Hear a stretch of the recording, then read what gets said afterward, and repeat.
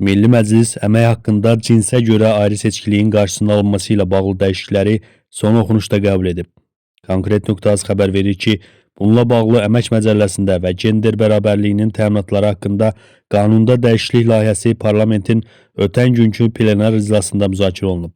Dəyişikliyə əsasən işə götürən eyni və ya bərabər dəyərli müxtəlif işi yerinə yetirən işçilərə bərabər əmək haqqının verilməsini təmin etməli olacaq. Məcəlləyə təklif olunan daha bir dəyişikliyə görə işə götürən cinsindən asılı olmayaraq eyni və ya bərabər dəyərli müxtəlif işi yerinə yetirən işçilərə bərabər əmək haqqı ödəməyə borcludur. İşin bərabər dəyərli olması, əmək şəraiti, əmək funksiyasının xarakteri və qüvvədə olan vahid tarif ixtisas sorğu kitabçalarında nəzərdə tutulmuş tarif ixtisas xüsusiyyətləri nəzərə alınmaqla işə götürən tərəfindən müəyyən ediləcək. Sənəddə vurğulanıb ki, Beynəlxalq Əmək Təşkilatının 100 nömrəli konvensiyasına və Avropa Sosial Xartiyasına uyğun olaraq kişi və qadınlara bərabər dəyərli əməyə görə bərabər əmək haqqı verilməsi tam təmin olunmalıdır. Lakin mövcud qanunvericilikdə bu prinsip yalnız eyni və ya oxşar işlər çərçivəsində tətbiq olunur və daha geniş anlayışı əhatə etmir.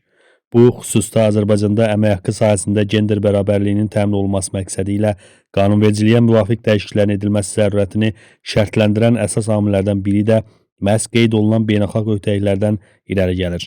Layihəyə əsasən Əmək Məcəlləsində dəyişiklik edilərək işə götürənlərin bərabər əmək haqqı təmin etmə öhdəliyi konkretləşdirilir və əmək haqqı sistemində cinsə görə ayrı seçkiliyin qarşısının alınması gücləndirilir.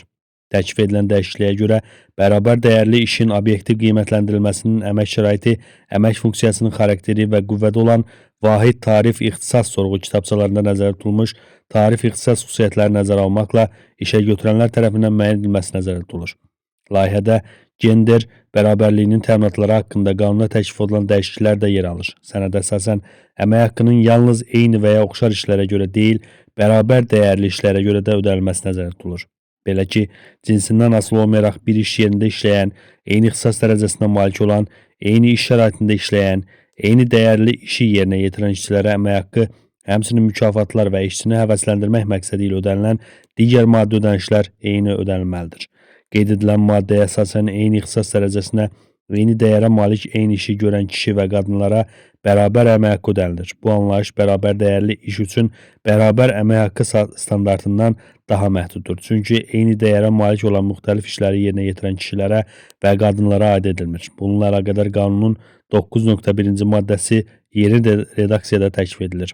Qanun layihəsi müzakirələrdən sonra səs verməyə qoyularaq 3-cü oxunuşda qəbul edilib.